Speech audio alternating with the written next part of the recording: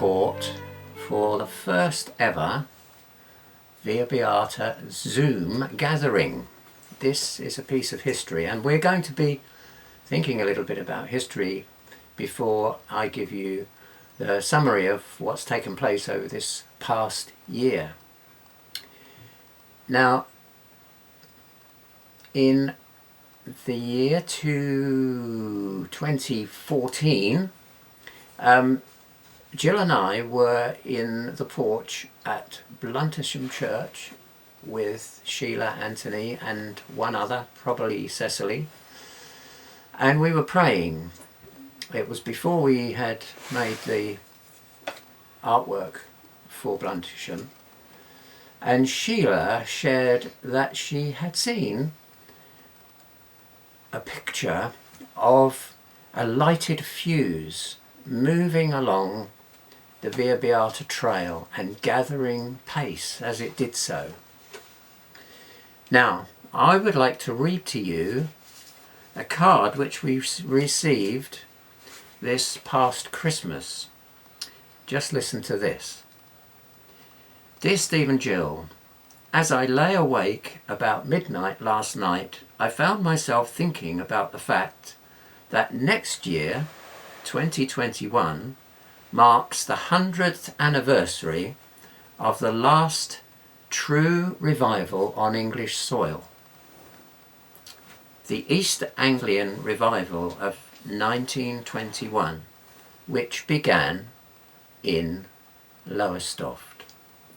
As I was musing on this, suddenly I had a very strong mental impression of the Via Beata, which of course begins at Lowestoft, being like a fuse wire for an explosive charge with the flame travelling along it from east to west. I also note that next year, through Faith Missions, with whom I have been on several missions in the past, are linking with the Via Beata. Now, I've done a little bit of research about what happened in Lowestoft in 1921. Things began to ignite in March 1921, exactly 100 years ago. And just to encourage us, I'd like to read a little snippet from an article that I found written by a chap called John Woods in the Inspire magazine, 3rd of March 2021. And he says this: a young curate from Suffolk experienced the impact of that revival. He shared the passion with his son, David Pictures, who was to become Bishop of Chile and later Vicar of Chorley Wood. Catalyst for Soul Survivor and New Wine, helped shape the thinking of the leaders of HTB, home of the Alpha Course. The seeds that will be sown this year, who knows what will become of them. So, wonderful way to encourage us. The other thing I would like to share is this. Just a little verse from Genesis. You will remember that Joseph interpreted the dream of Pharaoh. You know, the dream about the famine that was going to come upon the land of Egypt. Just listen to this verse. This is Genesis chapter 41, verse 32. And this is Joseph speaking to Pharaoh. He says this: the reason the dream was given to Pharaoh in two forms is that the matter has been firmly decided by God, and he will do it soon. Now, if you think about that picture of the lighted fuse, we have received that picture twice from two completely different sources, and makes me wonder, is this going to happen in 2021? We pray that it will. Okay, now I'd like to just take you through geographically what has taken place over this past year. Although we have been suffering from problems related to the lockdown, including my haircut or lack of it, nevertheless the Lord has done such wonderful things, and this project has continued to advance steadily. And I thought that since Through Faith Missions, you'll hear from Tim Hall in due course this evening, but Through Faith Missions are going to divide into two teams, one going from Lowestoft and working their way westwards, the other starting from St David's and working their way eastwards all the way along the Via Beata line, and finishing at the Red Hill Centre, which is here, right in the middle of the trail. And that's going to be right through the summer of 2021, June, July and August, finishing early September at the Red Hill Centre. So wonderful thing to look forward to, and I'm sure that you'll have opportunity to ask questions from Tim later this evening, and maybe you can be involved, supporting in prayer or joining them for all or some of that mission. It's also worth mentioning that John Pennington, some of you will have met at the year before last, I think it must have been, Via Beata weekend, is planning to cycle the route in the summer. So let's go. I thought since Through Faith Missions are going to start at both ends and work towards the middle, I will do the same. First of all, starting at Lowestoft and working towards the Red Hill Centre. Just to give you a brief resume of what's happened this past year, and then we'll go to St David's and work our way back to the Red Hill Centre, going towards the east from St David's. So here we go.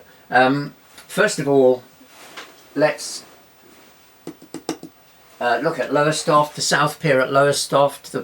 Over this past year, Paul Pibworth, our sculptor, wonderful man, and he's done a lovely job of making the sculpture. It arrived in our yard in June and has remained here ever since. We were hoping to have it in place by Easter, but there's been some issues raised by the local council, which we hope and pray will be resolved soon, and it will be in place in the Lord's good time, on the South Pier at Lowestoft. So coming this way from there, one other place to mention is Great Malton. 2.5 years ago we had to bring the Great Malton Way Station back here, and it's been in the yard ever since, getting covered in cobwebs and all sorts of other things. But thank God we've been able to renovate that. We were given a pile of cedar shingles. We've been able to roof it, and that it looks absolutely wonderful. And on the 13th of March we were able to put that in place back in Great Malton, this time in a much better location in the churchyard. Our thanks to those who have helped us with that, not only practically but also with the administration, getting permission for it to be in place in the churchyard at Great Malton. Lovely, lovely, lovely situation for it. Keep coming back this way. Sedge Fen has been an issue for us in this past year. Some of you will have kept track of that, but the church on whose land the way station sits has had to close due to subsidence on the fenland there, and the building collapsed. It's unbelievable what's happened to it, but even to demolish it would cost them more money than they could afford. So they've decided to close the building there and close the church down. But we have kept in touch with the people who are doing the administration of that process, and the land is going to be given over to the local community, but they have promised us that they will set aside a piece of land that contains the way station, and it will be set aside for us for as long as is needed, maybe until the Lord comes. So keep coming this way. It's wonderful to see the red dots, completed way stations all the way to Little Gidding here, right near to the border with Northamptonshire. The next place that we've got set aside is at Wellingborough, and we have the bench made for Wellingborough. We've had it made for, I should think, 2 years now. The folks there at Wellingborough are making a concrete slab for us to put the bench on. So we expect to be able to put that in place within the next month or so, which will be really great. And the other two places I want to mention, one is Ashby St Ledgers, and the other Leamington Hastings. Ashby St Ledgers is just north of Daventry, and you may remember, many of you will remember, that this is the place where the gunpowder plot was hatched, and we wanted to place something there in which people can take part to celebrate the unity of the church, rather than having a place that celebrates the divisions. And we are working on that at the moment. The design that we made a maquette with a crown of thorns suspended on 3 crosses. The DAC at Peterborough are not happy about us doing it that way, and we've got to rethink. But in the past few days we've had some interesting new ideas, sparked actually by a conversation I had with one of our trustees over the phone, and thinking about just an offhand comment that he made has given me thoughts of a completely different way of dealing with that issue. But we shall see what happens there. We really believe the Lord will enable us to do something that will be really special and touch people's hearts. So on to Leamington Hastings, where we have an artwork that has got a group of singers and a group of musicians with the verses from Ephesians talking about making music in your hearts to the Lord. Strangely enough, although Leamington Hastings is a very remote, rural, quiet, little tiny hamlet really, that's the only place where we've experienced vandalism on our work, and the artworks there have been tampered with a number of times, and the last time they were tampered with, one of them was taken right off the wall and laid on the floor of the porch where it is. So we are in the process of getting that back together again. We would ask you to pray for that situation at Leamington Hastings. And that brings us to the Red Hill Centre, back in the middle here. So we're going to work the other way now and start with St David's at the western end of the trail and work our way back eastwards to the middle.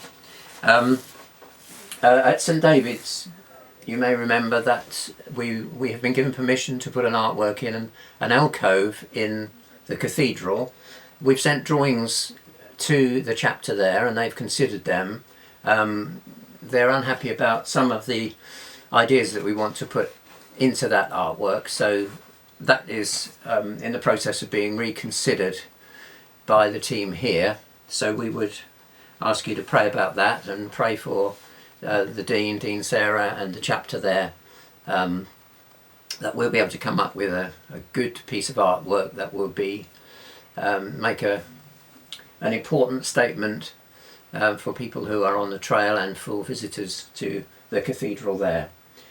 Coming this way, the next place I wanted to mention is Llangamarch Wells, where we have been able, despite lockdown, wonderfully, by the magic of digital media and by the help of the amazing admin Adam, to have a look at the place and decide upon a site for a way station. And the team here have been working on an artwork to go in that place, and we're taking the verse, with joy we will draw water from the wells of salvation, and we've got to do it in English and Welsh, of course, but that's advancing well, and I'm hoping you'll be able to see some pictures of that. Keep coming this way. We've been contacted by a couple in Airdesley. It was thrilling to relate with them by email. They will actually represent the next way station coming this way from Hay on Wye. A wonderful couple who have a place there, a bed and breakfast place. They've had a lot of experience of ministry abroad, and in India and Bangladesh and Hong Kong as well, and they want to have a way station in the village there in Airdesley, and be able to use their bed and breakfast place to bless people who are on the Via Beata trail. Next place to look at is Nightwick in Worcestershire, and we have a bench made and ready to go there. The pub is going to be just in front of the Talbot Inn in Nightwick. Wonderful family who own that and have been pleased to welcome us as guests a number of times, both us and Biddy and Laurie, and have agreed to have a bench just in front of their the building, right in front of their front door, really. And we've now made that. It's ready to go. And in fact, Paul Pibworth has just made us a lovely stainless steel leg iron for it, so that it can be locked to the floor. Annie Clift, the owner, his comment about that was, not only will it stop it being stolen, but it will stop it floating away. They've been flooded a number of times. They're right near the river there. So that's exciting, and we will replace that as soon as the pubs are allowed to extend hospitality, so that we can have a little bit of commissioning ceremony there in Nightwick. Which brings us back to the Red Hill Centre from the other direction, and that's where, at the end of the mission, through Faith Mission's mission across the Via Beata, that's where that will finish in September, early September. It'd be wonderful if some of us can be there to join in the jamboree, which I'm sure will take place on that occasion. So just to say, look, we've got so much to be thankful for, and we'll look forward to hearing from Tim Hall later this evening. God bless you all.